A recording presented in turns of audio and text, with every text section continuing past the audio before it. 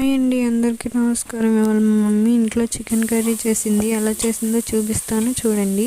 Stove on చేసుకొని కళాయి పెట్టుకొని దాంట్లోకి ఆయిల్ పోసుకొని ఆ ఉల్లిపాయలు పచ్చిమిరపకాయలు వేసుకొని అవి అంతా బాగా కలిసిన తర్వాత అల్లం వెల్లుల్లి పేస్ట్ వేసుకొని అది కూడా బాగా కలపండి. ఈ అంతా బాగా కలిసిన తర్వాత ఇందులోకి మనం పేస్ట్ని అయితే ప్రిపేర్ చేద్దాం. దానికోసం మిక్సీ జార్లోకి టమాటాలు, కొత్తిమీర, పుదీనా తీసుకొని దీన్ని పేస్ట్ చేసుకొని ఇందులోకి అయితే వేసుకొని ఒకసారి బాగా కలిపి అందులోకి కల్లుప్పు 3 స్పూన్లు, చిటికెడంత పసుపు, మా ఇంట్లో సరిపోయేంత కారం మా మమ్మీ అయితే వేస్తుంది. మరి మీ ఇంట్లో ఎంత సరిపోతుందో అంత కారం అయితే వేసుకొని ఇదంతా ఒకసారి బాగా కలపండి. ఇదంతా బాగా కలిసిన తర్వాత ఇందులోకి మా మమ్మీ ఎంత పెరుగు కావాలో అంత పెరుగు అయితే వేస్తుంది. మీ ఇంట్లో మీ మమ్మీకి ఎంత పెరుగు కావాలో అంత తెలుసు కాబట్టి మీ మమ్మీ వేస్తారు. మా మమ్మీ అయితే ఇలా వేసింది.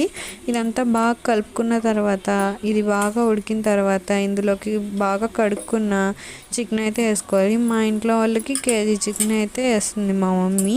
మీ ఇంట్లో ఎంత కావాలో అంత అయితే వేసుకోండి. చికెన్ వేసుకొని బాగా కలుపుకున్న తర్వాత గరం మసాలా, చికెన్ మసాలా వేసి ఇది కూడా ఒకసారి బాగా కలుపుకున్న తర్వాత ఇందులోకి ఇది కొంచెం ఉడికిన తర్వాత ఇందులోకి ఒక గ్లాస్ వాటర్ అయితే వేసుకొని బాగా కలుపుకోండి. మా మమ్మీ అయితే ఈ కర్రీలోకి ఎంత వాటర్ కావాలో అంత అయితే వేస్తున్నారు. మరి మీ మమ్మీ ఎంత వేస్తారో వేయచ్చు. మా మమ్మీ అయితే ఒక గ్లాస్ వాటర్ పోసి దీన్ని అయితే బాగా కలిపింది.